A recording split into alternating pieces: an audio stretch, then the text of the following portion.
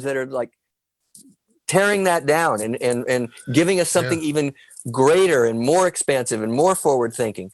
Great point. There's no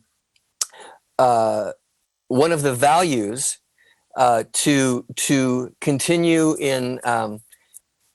I mean, so many of the values have changed. It's okay.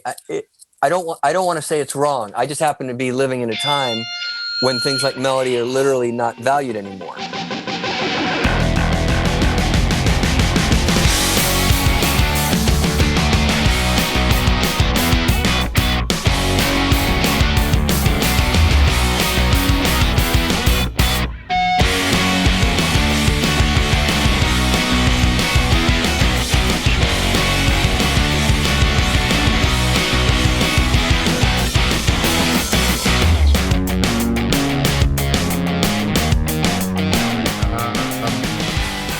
Really, I found out about Lickerish Quartet on the first round of the EPs, and amazing stuff. Like I really love like Fadoodle and those types of songs on the first round. And thank you. And listening to like was it Snarl? I looked up the word last night. Snolly Goster Goons. There's almost like a different kind of feel on this second round EP. You guys have pretty much done with Inside this year, correct? Say that part again. What about this year? I said you guys have done the second part of this EP. Yes. The second EP essentially within this year, right? As well as the first. Well, all 12 songs have been in the works since 2017. Oh, wow. Okay. It's just that this year, after EP number 1, we made a point of finishing off the details and completing our thoughts on second EP, which is, being set up now. Mm-hmm. Awesome. Yeah, I mean, I listened to the whole entire second EP over the past few days that Amanda sent me, and it's amazing. Thank you. I've been a very big fan of yours for years and years and years and years and years. So, I love it. Thanks for hanging in there with me. Pleasure to... Oh, yeah, no, definitely. I mean, I saw Jellyfish on the Spilt Milk Tour in 93 in Florida when I was going to audio school. So I was just, I've always been a long time fan. I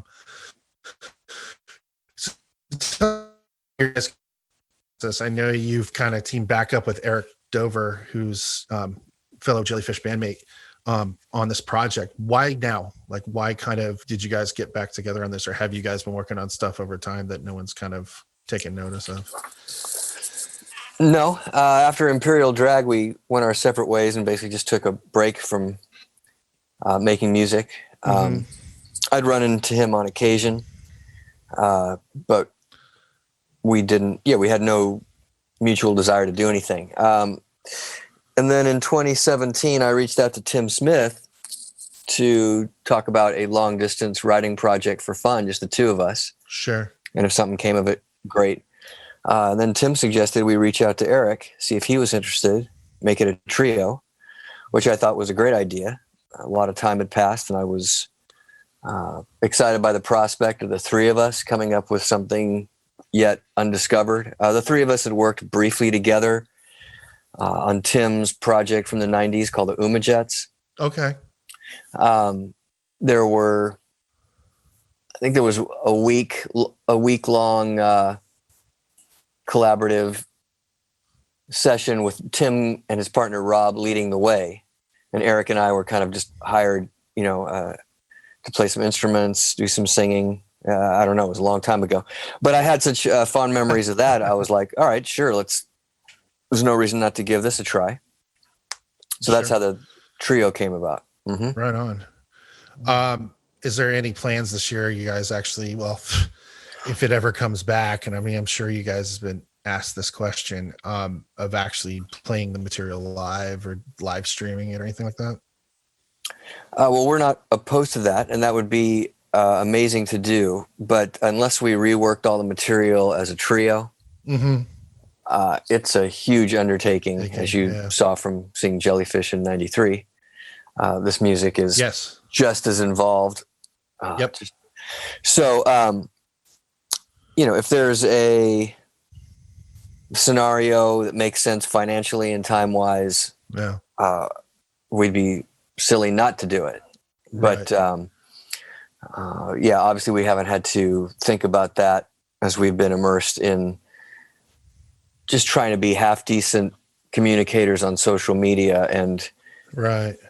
enjoying the big family that is out there and looking for ways to expand that family even larger. Because not a week goes by where somebody who wasn't even born when Jellyfish existed discovers our music, either a solo album or something from Lickerish Quartet more recently, and they're flipping out. They're like, how do I get more of this? And then they just, and then I found out you guys were in a band called Jellyfish together. And it's like, so they may be listening to hip hop with their friends by day, which is great, but they're taking notice, and our highly melodic music is affecting them in a positive way. And that just tells me that can happen even more. That Right. as long as the world, however that looks, gets to hear enough of this, that we increase our odds of expanding that fan base. So it's not it's no longer referred to as the cult following. Right. Yeah. And the thing is I've never, from listening to Belly Button and Spilt Milk and into Lickerish Quartet, and even the demos that you guys released on Spotify from, I guess it was the Belly Button sessions. Pretty amazing stuff. The one thing I noticed in that, listening to those demos, was that there wasn't much that changed arrangement wise and stuff when you guys actually went in the studio with JJP. Was he there more as an engineer, or was he there more as a force of producing you guys? Because I mean, you guys were such sound musicians. Well, he was brought in by Albie, our actual producer. Oh, okay. We didn't know him from Adam. We knew Albie from his hits in producing other really famous artists. But he had just worked with Jack recently. This was in '89. Mm-hmm. They had come together on something briefly, and Albie was so impressed with his abilities, he took a chance on him to engineer Belly Button. And then as we evolved into the Spilt Milk recordings,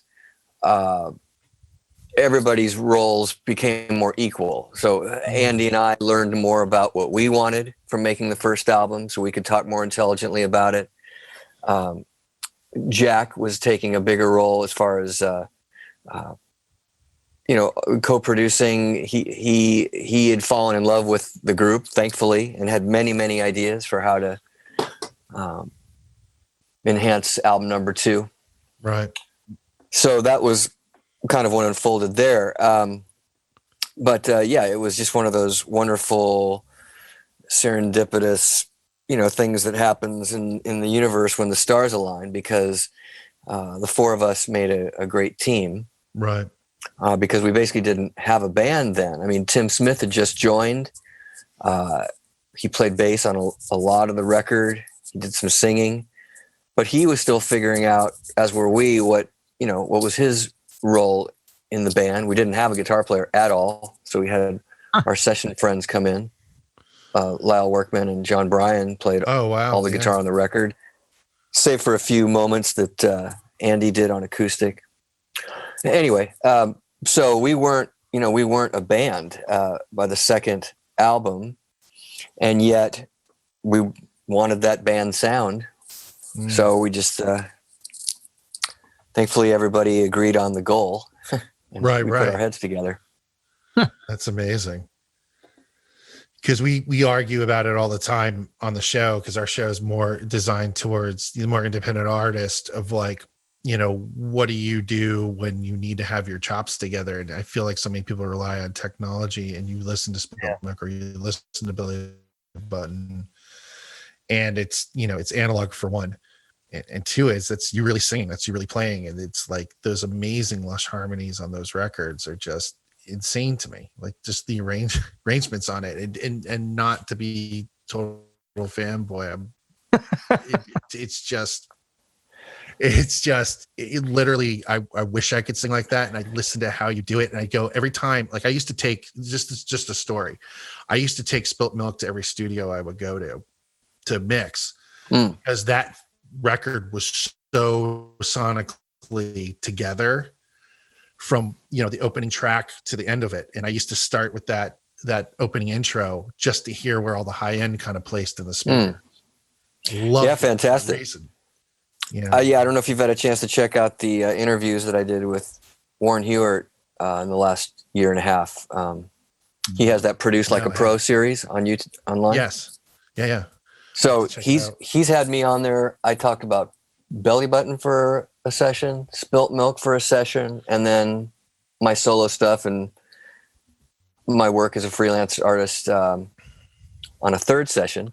And then we even did a segment for Lickerish Quartet EP. Oh, awesome. So Warren's given us a great forum to share. Yeah. And being a fan like you are, he asked many very intelligent questions. Yeah. And it was really fun to reminisce and remember as best I could, because I'm not an engineer, but I certainly know more now than I did then in that realm. And yeah, we the thing that always amazes me is that we were just doing our best to continue on in the tradition of our heroes. And our heroes, which is basically pop stylings of the 60s and 70s, involved lots of exploration and experimentation with production, whether you're talking about Pink Floyd or Steely Dan or Beach Boys or, I mean, on and on and on, as well as exploring the power of the human voice, different harmony strategies, Fleetwood Mac's approach to harmony versus I don't know, the Pretty Things approach to harmony versus, so that's all we were doing. However, we were doing it at a time where a lot of those things were highly unfashionable. And by some miracle, we got signed to a major label because they believed in the songs.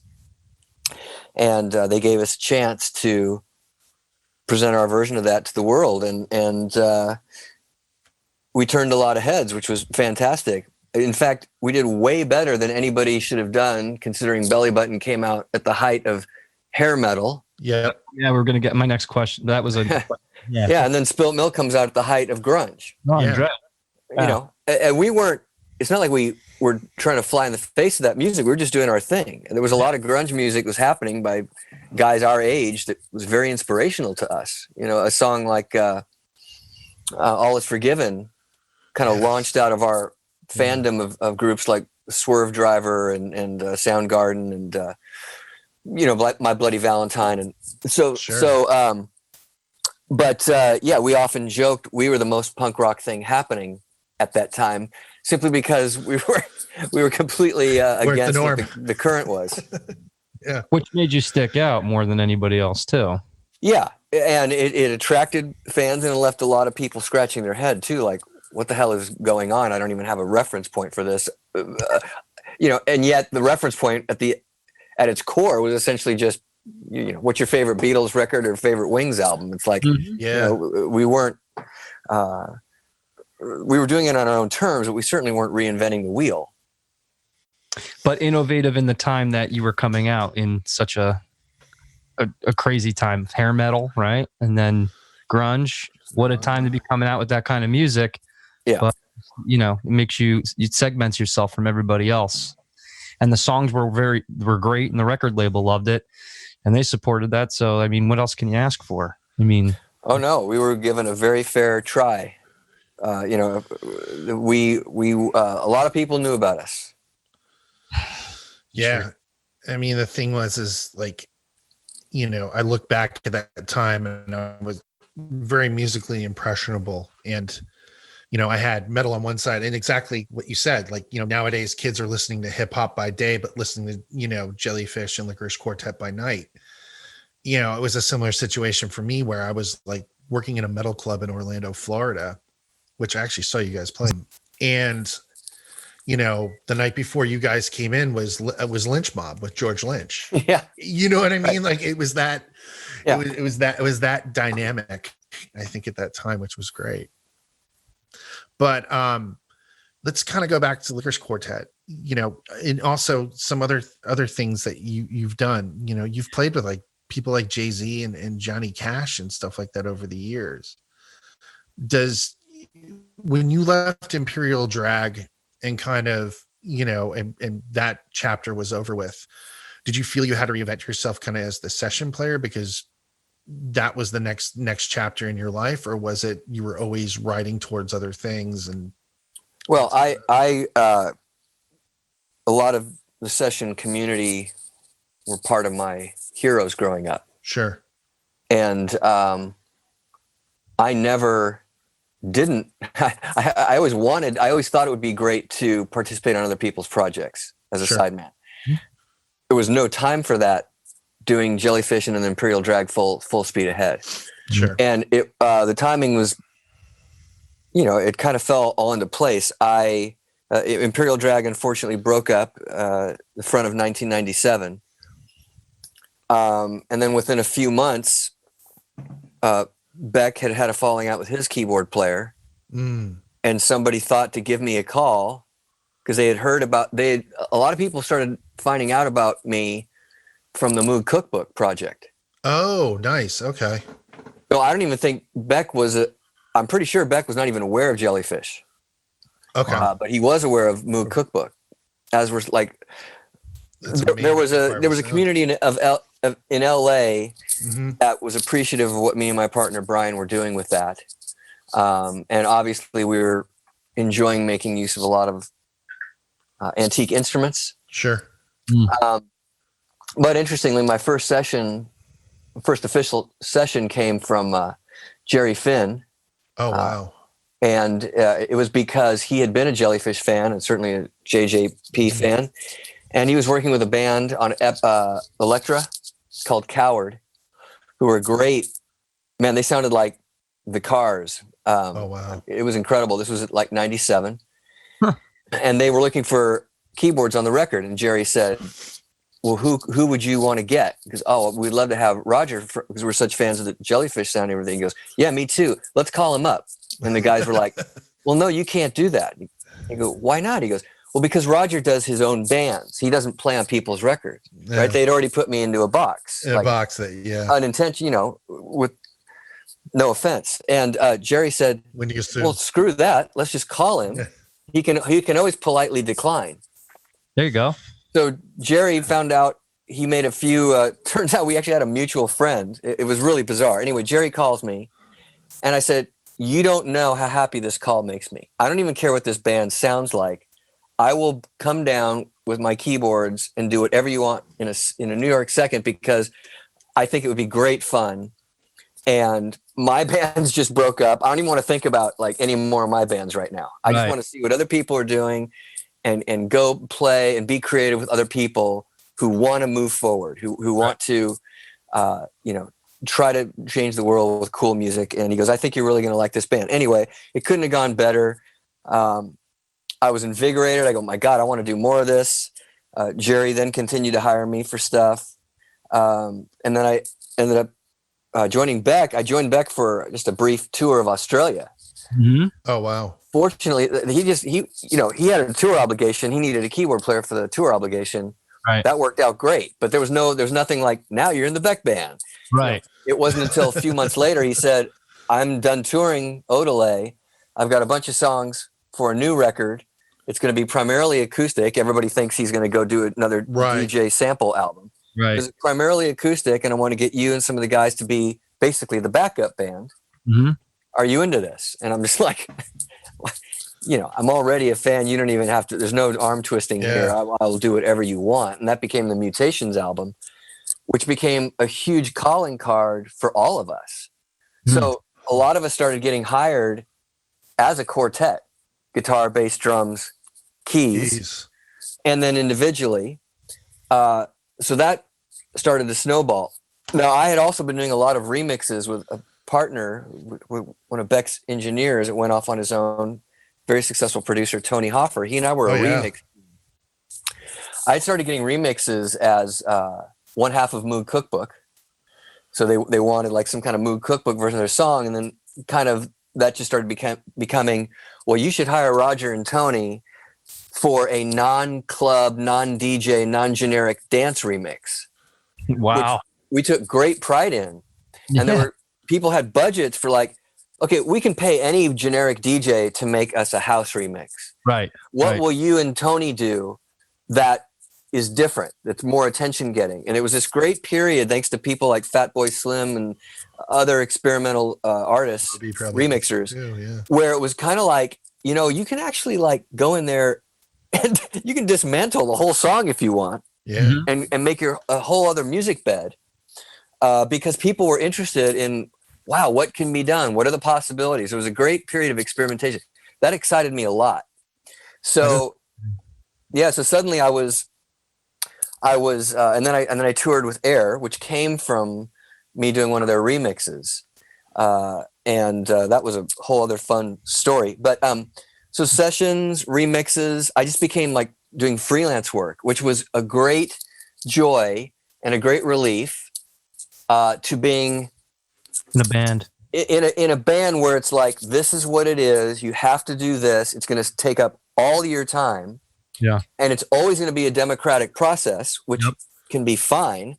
Mm-hmm. But as a freelance guy, I was, you know, either calling my own shots, and certainly in a remix world, or I was deferring to an artist and producer who I love going to these sessions, and I still do this. And I learned just volumes about record making from the producer and engineer on that session.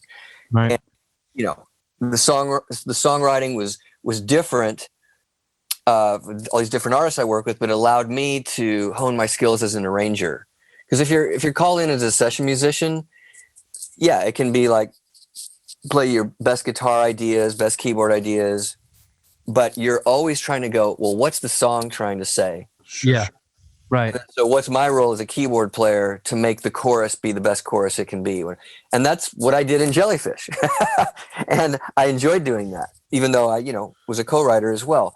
Right. All that is to say, that's why the career trajectory, you know, changed lanes for a while, until somewhere around 2005, I said, you know, I really miss doing my own original music. Let's see if I can get some kind of solo thing together, because I'd never done a purely solo thing where I was doing everything for better or for worse, short of mixing it. And a lot of those early solo albums were mixed by John Paterno. Oh, wow. So that's what that was all about. You know, so there's this huge, you know, I did TVIs with Jason Faulkner and Brian Reitzel. That was a short-lived trio that was great fun, but we couldn't get an album deal, and so the whole thing kind of fizzled out. Sputtered. Yeah. Then I had fun doing my solo records, and then personal stuff happened in my life, as is going to be the case. You know, cut to 2017, I'm actually working with Jellyfish guys again. So that's kind of where all this Full time circle. goes. People are like, yeah, exactly. Yeah, full circle. It's pretty cool to hear your story unravel in front of me. As I'm a little younger than Mike, maybe by 10 or 11 years, but that one thing led to another. And that person, if they weren't egging the other guy on to give you a call, you know, to ask you to get your 2 cents on what their project was, this wouldn't have spun off all these other opportunities that came from it. It's like success leaves clues. One project, that's a big thing on the show here, as we talk about, is one thing leads to another. And it sounds like that was like the door that opened for you, that opened many other doors for you. And you just kept walking through other doors, and how that like just unraveled. And that's a very interesting common thread with a lot of our guests, all in unique ways, of course. However, your story is very unique in its own right, to have the ability to have the opportunities to get the credibility you had from your past work, and then get to put on your 2 cents into everybody's project. Now, I mean, you went from Beck. Now, at the time, what did you do with Jay-Z? Actually, I'm curious about that too. That was just one of many sessions. It was not particularly involved. It was came through Rick Rubin, who I was working for quite a bit at the time. Same with Johnny Cash. Oh, and Rick and Jay-Z were just entertaining the idea of working together. Mm-hmm. So Rick wanted me to come over while they were brainstorming and having an ideas session. Wow, what's that called? Like, hey man, it's Rick Rubin. Yeah, well, I'd gotten over that before, because he had called me already for so many incredible things. Right. You know, so I was like, yeah, at your service, whatever you need. And what was involved there was I arrived and they were just working on beat construction. Mm-hmm. All a good hip hop artist really needs to get in the flow. And so Jay-Z was just on the couch working through finishing his rhymes and poetry so that he could then go try his ideas out over the beats. Gotcha. Which then led to, Roger, can you play some piano and give us some kind of harmonic content so it's not just the beats? Right. And the goal, I wished it would have turned into a whole record, but to the best of my knowledge, I don't believe they ever did that. They might have done a single or two. It was probably, what was that, like around 99 Problems and all that? I'm trying to remember, 2006, I want to say, Yeah, 5, probably around that 2005, time. 6. Yeah. So that's what that was about. What is it? The Black on Black. There was a remix record of that where there was like, I think Rick did a few songs on that record, but it wasn't the whole record. And then there was this bootleg copy of that record that was floating around LA that had someone who took the acapellas and they mashed them up with Metallica songs from the Black Album. So it was Jay-Z's Black Album with Metallica's Black Right. Album. Okay. I remember that. I missed that. And it was like 99 Problems over Sad But True, Right. kind of thing. Okay. I remember that. So it's probably around that time, I think. And then with Johnny Cash, what was that experience like for you? That was not unlike a lot of session work where the artist isn't even present. Obviously, Johnny was already in a challenged state. And so Rick and one of Johnny's other producers, who was more of and I forget the gentleman's name, is a very classic figure from the country music Nashville world. He was out in LA. And I came over and the two of them coached me through several songs they wanted to decorate with keyboards, which I'd done before with Rick and was used to it. And you just, they kind of theorize and visualize about what they would like. And I just start chipping away and trying ideas, and we all put our heads together. And,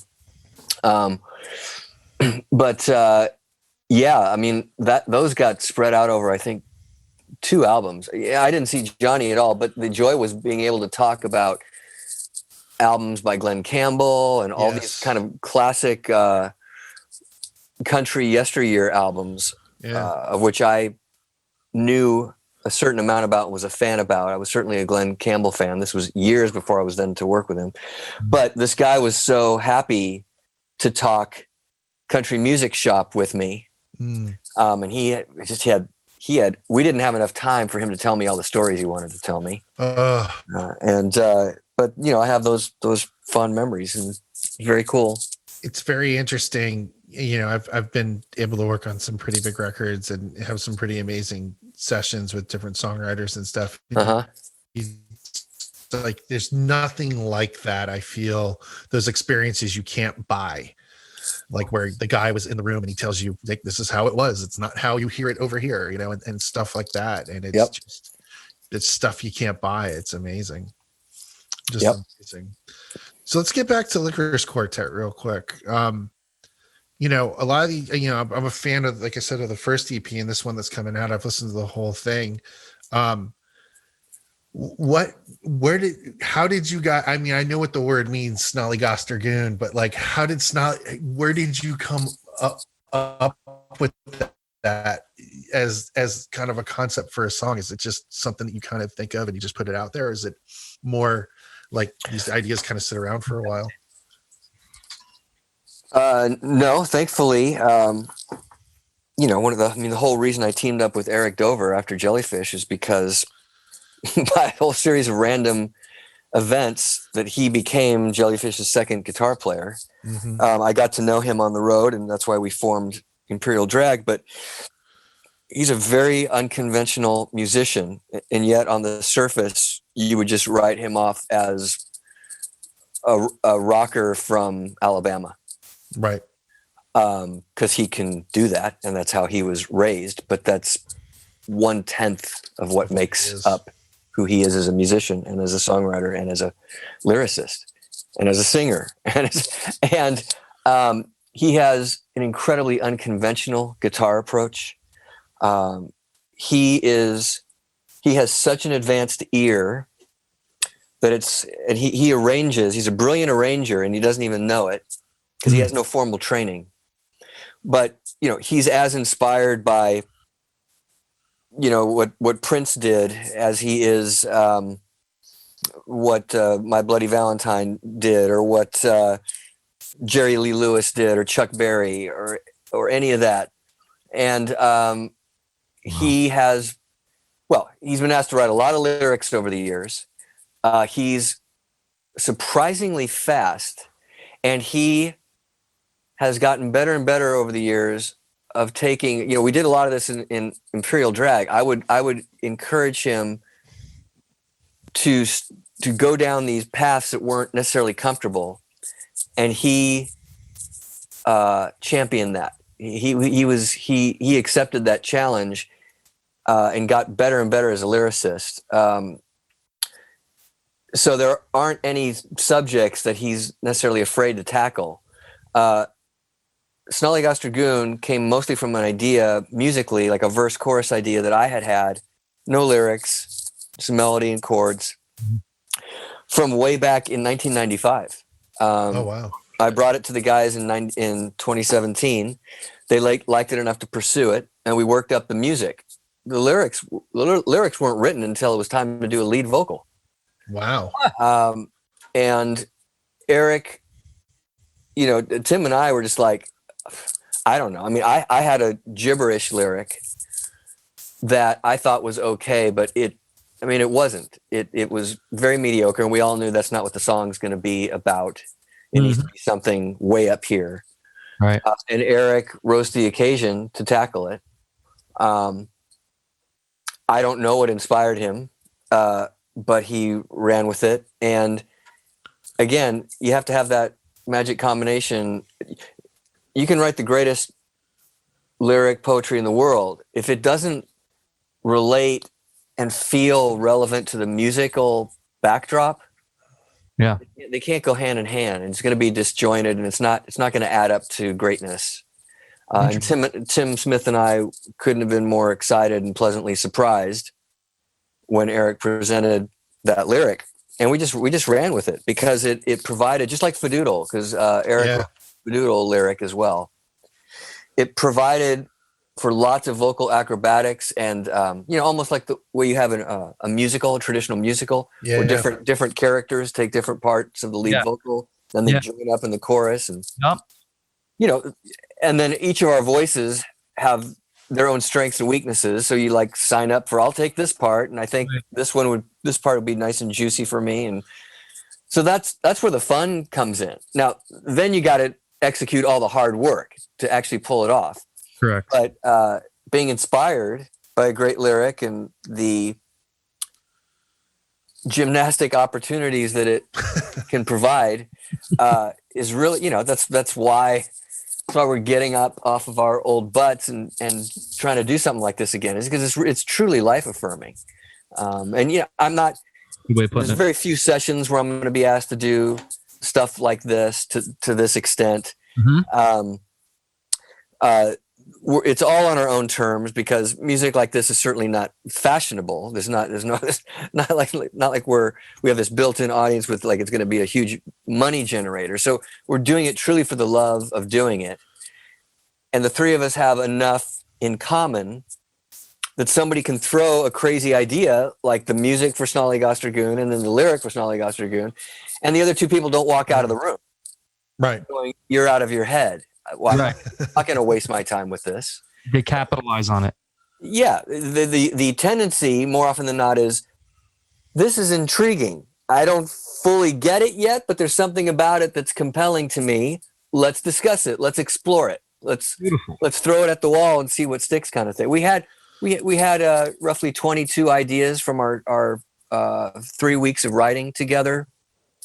And then distill that down to 12 ideas that we thought we could absolutely stand by, and realize into 3 EPs. It's exciting to get in a room with the people that you were looking forward to working with and just seeing where it goes like that. So it's from the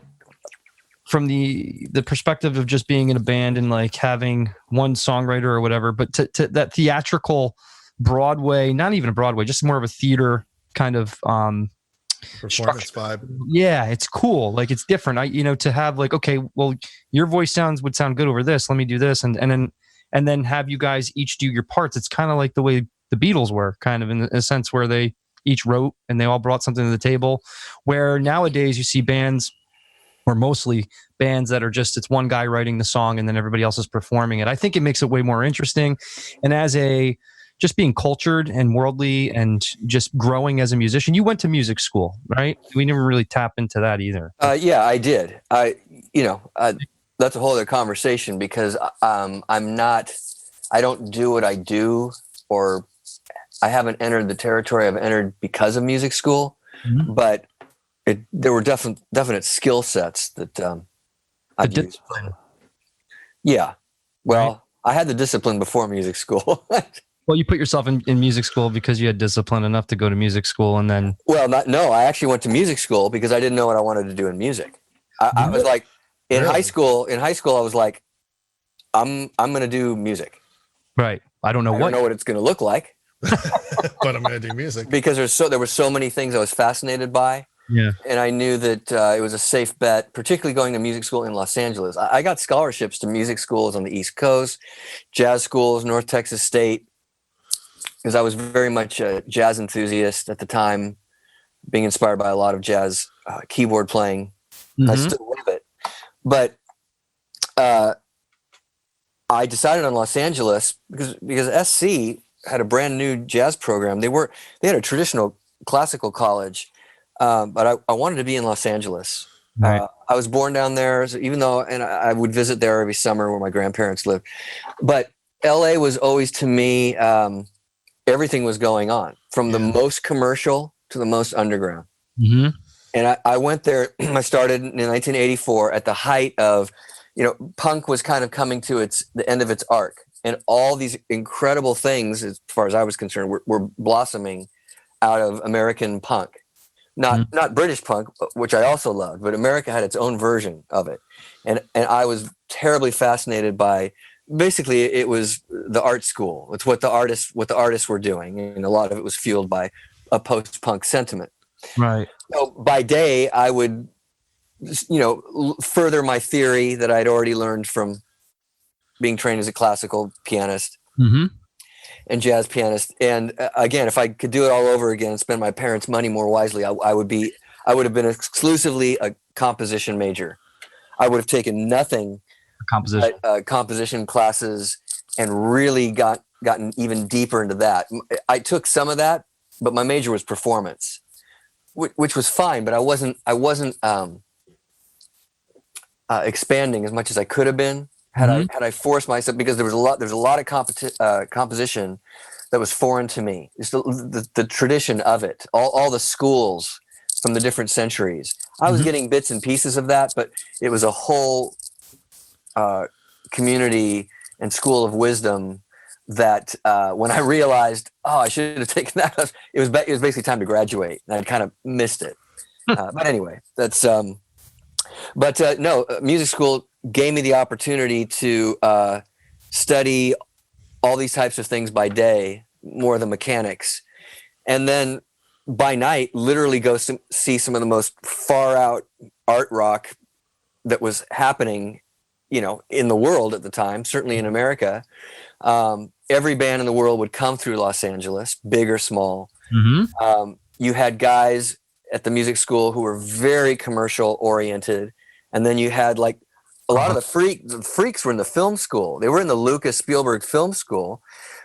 They wanted to be in film and TV, but they were the guys, dropping acid and having the craziest parties on the weekend. And frankly, they were turning me on to more weird, inspiring shit than any of the musicians. Musicians were more almost legit and predictable. They were classical students. They didn't want to tear the system down. They wanted to, continue with they wanted to get employed by the symphony studios. Yeah. Or right. symphonies. Yeah. Yeah. So again, nothing against any of them, but that's not where all the inspiring ideas were coming from. A lot of the art and film school students. So it was this great balance of this constant dance between, it's fun to trip out and lose your mind and tear down the walls and break the barriers and be progressive, and you still might want to think about paying your rent and getting your water bill paid, your heating bill paid, and your brakes fixed on your car. Right. So you better be thinking about what's this all going to mean at the end of the day if you're not independently wealthy. Mm-hmm. And that was very healthy for me, because right from the get-go, I started freelancing just these shitty jobs, but I was playing music. Right. Playing jazz piano at a local bar, or playing for the fraternities and sororities when they were doing their drama productions and they needed a pianist, and just staying active with that. And Wow. Yeah, it was all important. Grind it out. Yeah. It's cool. You did the thing that you said before, kind of going back on it. I wanted to do music. I just didn't know what exactly but I wanted to do music. And it's funny. There's a metaphysical, we're about self-development here, right? Sure. As am I. Awesome. So like when you say that, it's like there's a saying, like you don't really know or want to figure out the how. You want to see the end result, like, and feel that, I want to do it. And you made that decision, like, I want to do music. I don't know exactly how it's going to work, but I'm going to do it. And you just keep rolling with it. And you take gigs and you take things you're uncomfortable with, or maybe uncomfortable with doing, but not conventional, right? Like playing a fraternity party and just doing it and just like going in and just living in that moment. And when you do that, there's some type of phenomenon that happens. It just ends up everything starts unfolding for you. And if you just keep following that, passion and like that uncomfortable ability to put yourself in these situations, it just leads to better opportunities. And it's just funny to hear. It's not funny. It's really interesting to me to hear that your story here, because there is a common thread on this show with our guests. And it's like when they took a chance on themselves and they didn't really have to get worried about how to pay bills and stuff, they just were putting themselves into these situations. Everything started unfolding for them. Right. And that's very, very cool. It's a combination of, it's this constant delicate dance. First of all, you have to have a work ethic. Sure. You have to be, I'm going to get up and do music all day. Ideally, you're doing that because you love it. Right. No one has to force you. Right. But you just continue, no matter what the assignment is, that's what you're doing. And if there's no assignment, you're practicing. That combined with some kind of vision that's personal to you. So if I'm a bass player, if I'm a songwriter, if I'm a wannabe producer, you just start doing shit that you like, that really speaks to who you are. Mm-hmm. So for me, that was halfway through college, I realized more than anything else, more than being the next Chick Corea, Herbie Hancock, more than being in a band, whatever it is, I want to realize my own original songs. So I started writing like a madman because I realized I suck at this. I can transcribe anything I hear on record on piano and figure it out. Mm-hmm. And I can improvise over changes, and I can have fun jamming with my friends and do that stuff. And I get that. Yeah. And if somebody said, write a cool melody in the next 30 minutes over a medium tempo rock shuffle, mm-hmm. I'm going to be sweating bullets. And I'm probably not going to want to play for you what I've come up with, because I'm going to be embarrassed, because it's going to suck. And I know it's going to suck because all I've been doing is studying the greats for the last 10 years. Right. And I have bands like XTC and the McCartneys of the world and Elvis Costello's that I put up on these pedestals because they're the fucking shit. And the musician in me can tell you why they're the shit. Correct. And yet I can't do that. I don't even know where to begin.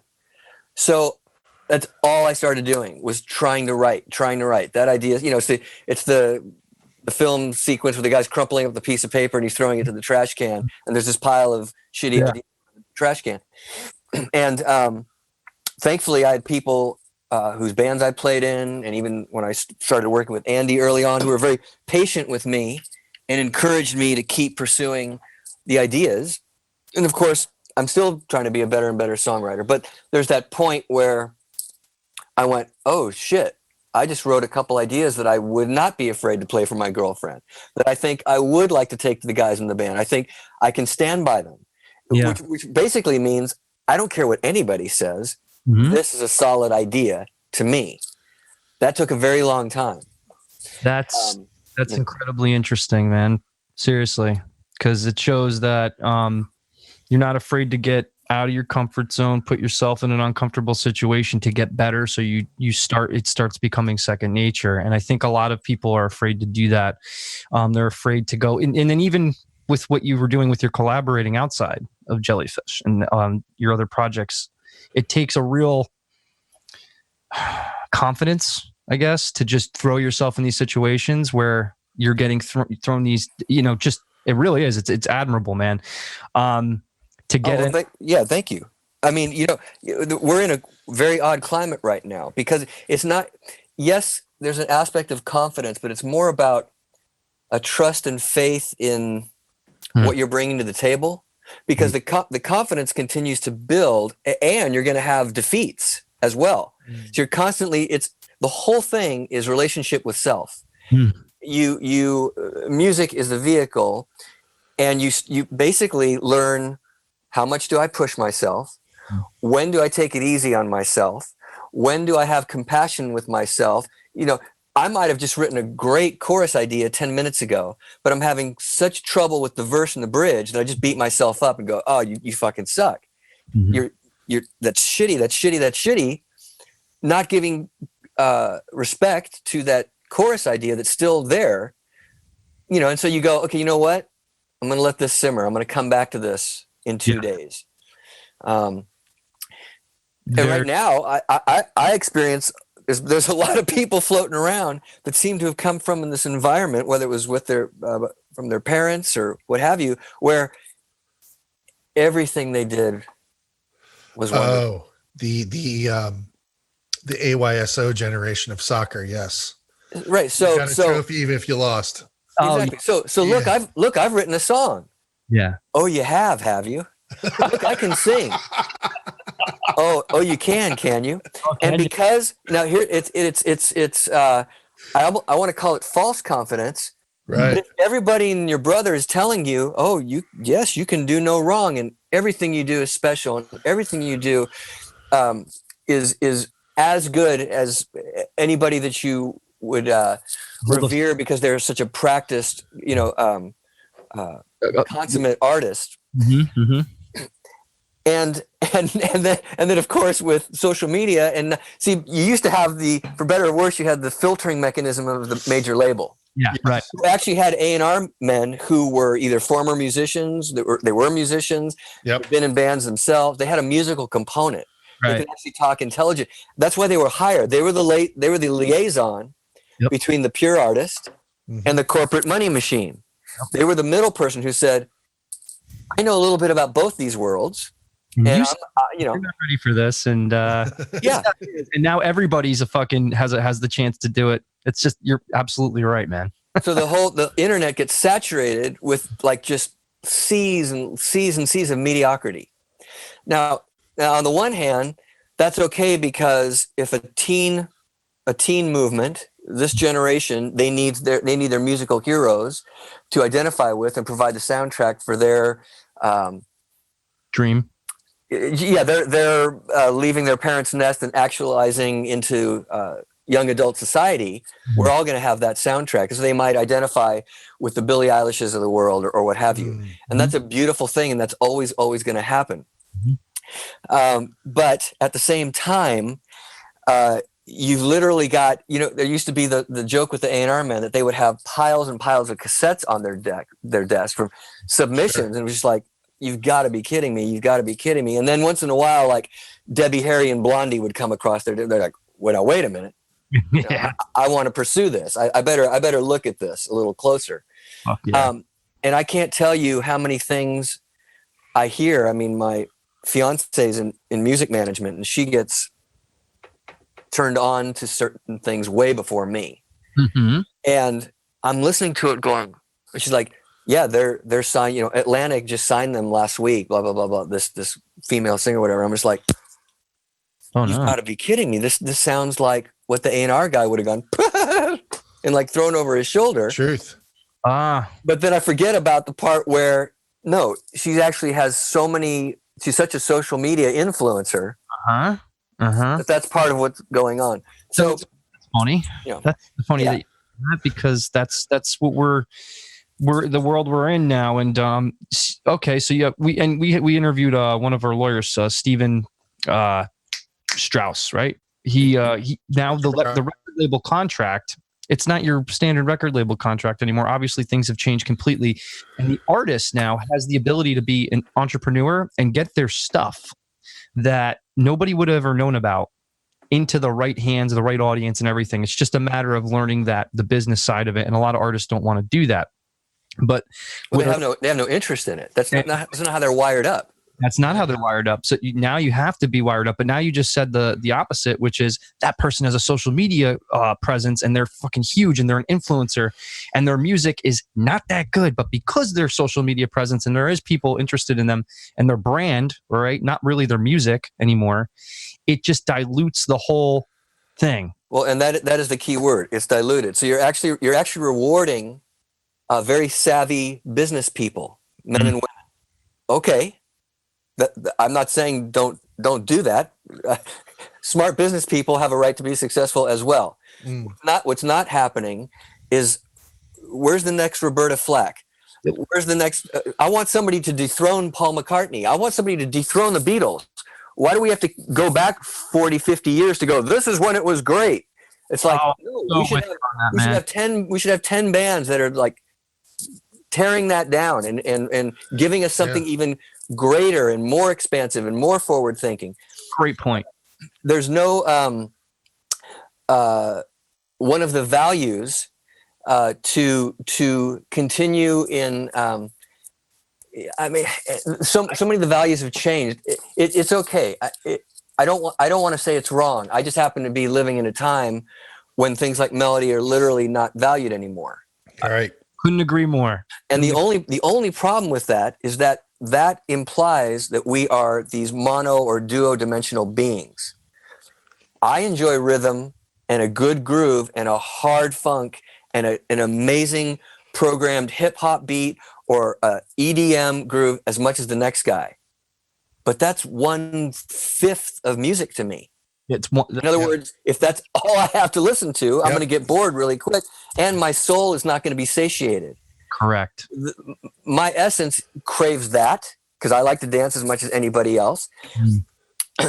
But I have a romantic, melodic side that wants to cry tears of joy, that wants to cry tears of sorrow, and all that combination. I want. Because I'm not a poet, I want other people's lyrics to move and inspire me that way. And the craftsmanship that's gone on. See, that was always valued through the 1800s, 1900s. The only thing that changed was the style of music, right? So you always had melody, and it was very much rooted in swing and blues and jazz. And then this rock thing comes along, which is basically the swing gets traded to straight eights, electric guitars, but no one's lost song.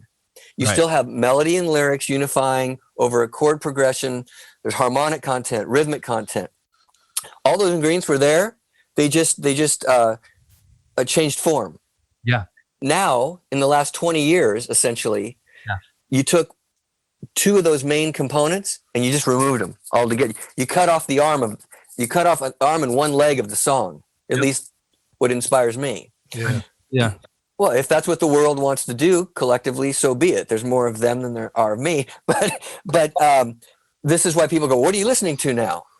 I'm rediscovering albums by groups in the 60s that I never knew existed, because 9 times out of 10, they're going to satiate me more than anything new that's come out recently. It kind of goes back to your point, what you said before. Where are the bands that are, where are the bands that are going to be doing that in the future? And I think that comes down to this: is the guys like you that are out there, or people that are looking at this music that they're making in such a way that it needs to operate on more dimensions than just one, are going to be the ones that bring it home, and the other ones are just kind of a fad. And it's more of like a, I'm just doing it because I'm supporting my brand as opposed to my brand supporting my music. And I think people have lost sight of that. And I think your point on, everybody gets a trophy kind of thing is it shouldn't be pushed anymore. It should literally be pushed aside and back to like square one. Like, look at music, look what you can bring to a song, explore the different melodies. Don't just fucking do one dimensional shit. There's more to it. And it's not just a business, but, at the same time, you can, it's a completely different industry now. It's complete. It's not, the old days where they're fucking, fighting people for money and fucking record contracts, or, like the last record contract that around like when I was offered one was something called a 360 deal. I don't know about you, but I don't want one of those deals. Like, that sounds terrible. Right. I want a 180 deal, but I don't want a 360 deal. You're back where you started, but that wasn't where I was thinking. I was thinking about, I get to make music. That's fucking great. I could just, I'm all about making music and being passionate and collaborating with people. And I think there's a lot of people that, are musicians who have lost touch with that. And one of the reasons Mike's so excited is because you're one of those musicians for him. And, he introduced me to you as well. And then I'm like, oh yeah, I know that band. Oh my God. Like, it just like, wow, for me, it's like, oh my God. To me, I feel like, I mean, and honest, this is coming from a very fan perspective for me, is like, I feel like you're like the last guard of real musicians in a lot of ways, who practice all those tenets that you were just talking about in music. Well, it's certainly, I mean, you have a lot of modern neo jazzers, neo funksters. Some of them are freaking like killer Long and stuff like that. Yeah, but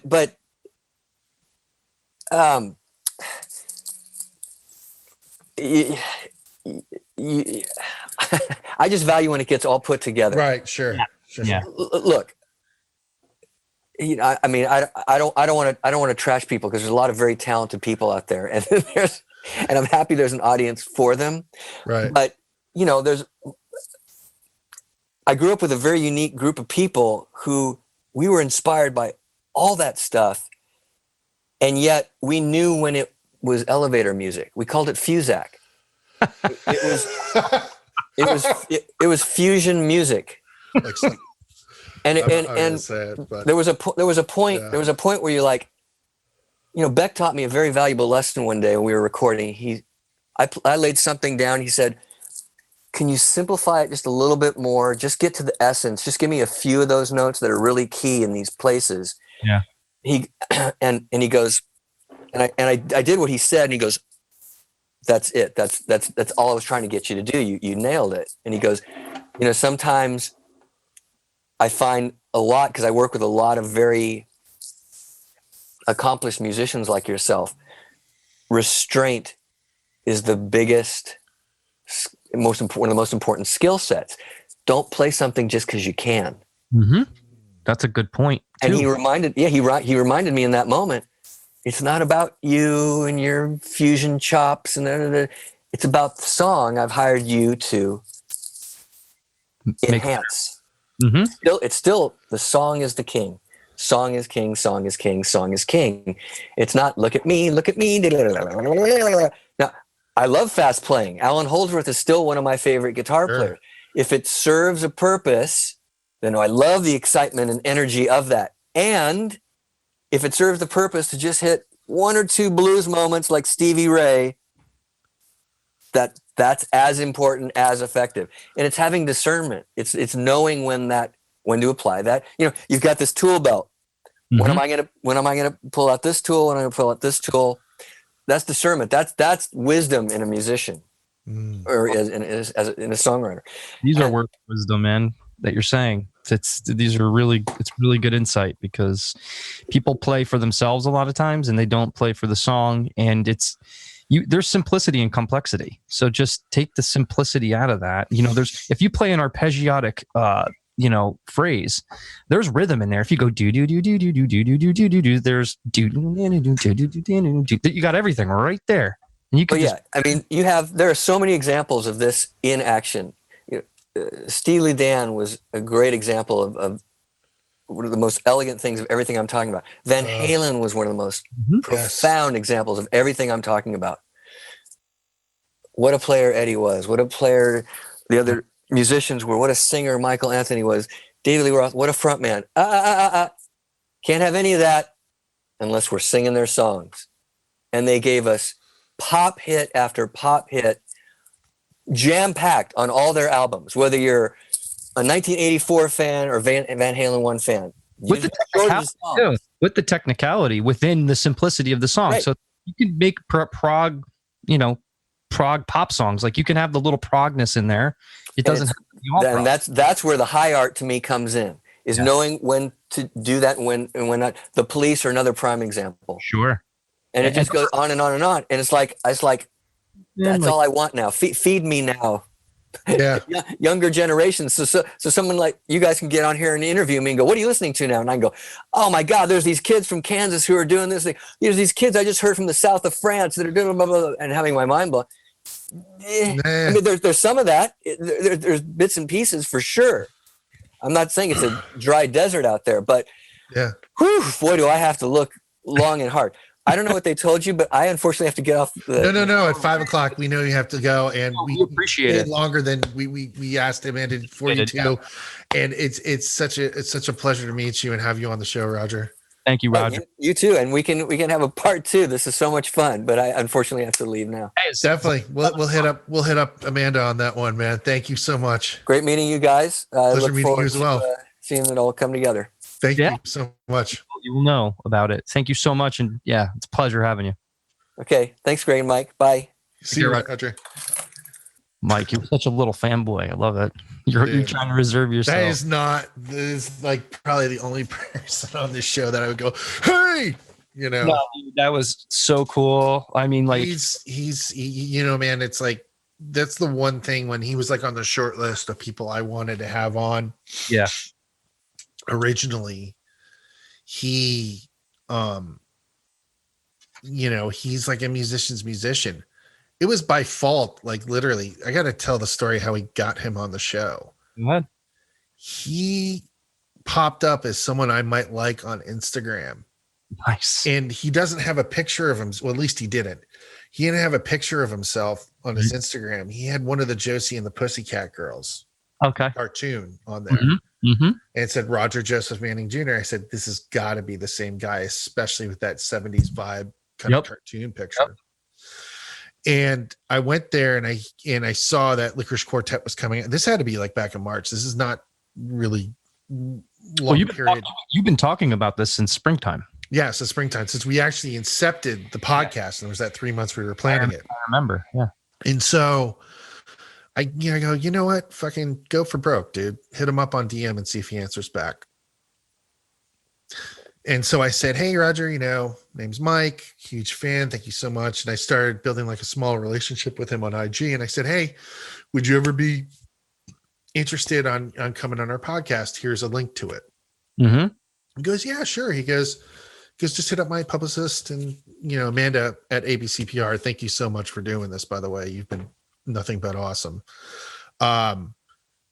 And she, and I hit up Amanda. She goes, well, we're releasing some stuff in a few months. And which, by the way, we didn't announce on the pod, while we were talking with him. January 21st, the new Lickerish Quartet comes out. Nice. Well, yeah. I've heard the whole record. Not going to share it with you. Snellygoster Goons is the first single out, which is on Spotify right now, which is one of the songs we talked about.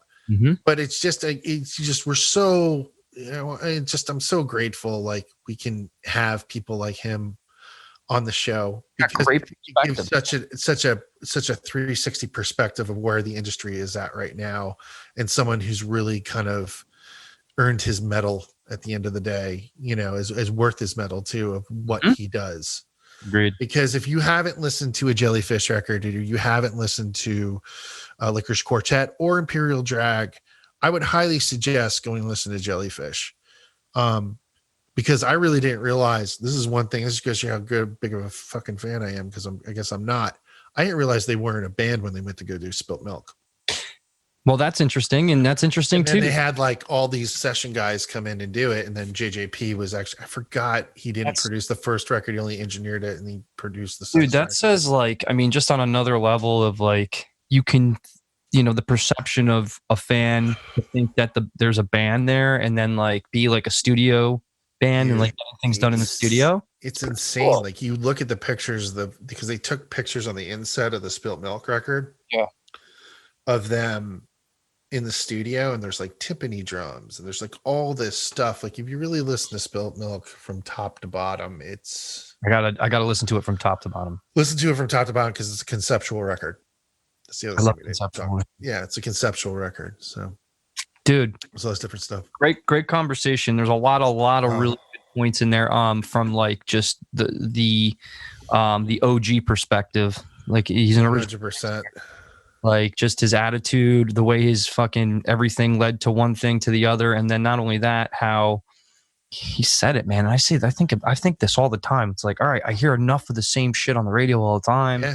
Like, when's there going to be another band that's going to like, or like, why do we got to go back 50 years? Why do we got to keep living in the past? Why do we have to play grunge all day on K-Rock all the time still? Yep. The same bands. Like, there's other bands out there, and they need to be discovered. And, well, maybe they're not discovered. Maybe they're not there. But Sirius XM, some of those bands, they're really good bands that could be on the radio. But still, he does make a good point. Like, social media branding, and you lose the fucking diluting of your music, because we always talk about the business side of it, but because you have the chance to actually make this an actual monetized way to earn money, but still don't lose sight of like doing it for you, doing what you love for you. Doing it for the love of the art, love of the game, And that's what he's saying. And he's like, play for the song though, man. Like and that's another thing, play for the song.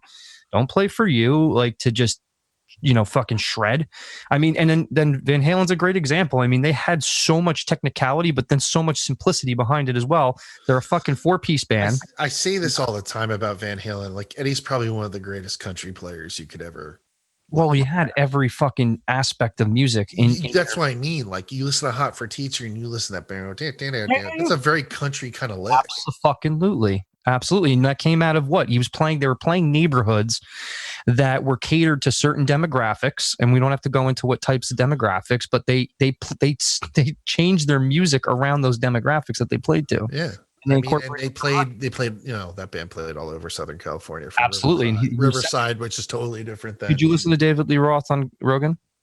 Which interview? The first one or the second one? It was like the second one, I think. And talks about the katana. He talks about katana. Katana?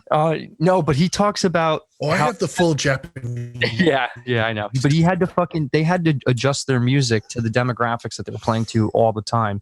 And he's like, they were playing little. Oh yeah, because he was talking about country. They were playing folk. I mean, that's what made them fucking like get fucking fans, because they fucking catered to them. I mean, that's something you don't hear about at all anymore. Nobody does that.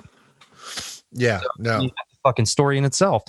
But listen, another awesome podcast. Awesome job getting the guest, and learned a wealth of knowledge from him. So I hope you guys have too. And thank you for tuning in on the Music Combine. You can go to themusiccombine.com. You can go to the Music Combine now on Instagram, and there's our link tree, and you have access to all our media. So I will talk to you mañana. Manana, man. And then also, do not forget, January 21st, Spotify and all other streaming platforms. And also on lickerishquartet.com, Lickerish, yes, Lickerish Quartet. It's not spelled like the candy licorice. It's like licking something. Anyway, so go check it out. Go check out their promo. I think they're putting it out on vinyl too. So go pick it up. You can pre-order it right now. And yeah, that's it, man. This was an amazing podcast. I'm happy we did it. I was a little nervous today about it, actually. I know you were. I saw you getting a little. Never get nervous. Did a good job. Anyway, all right, guys. Peace out. We'll see you soon.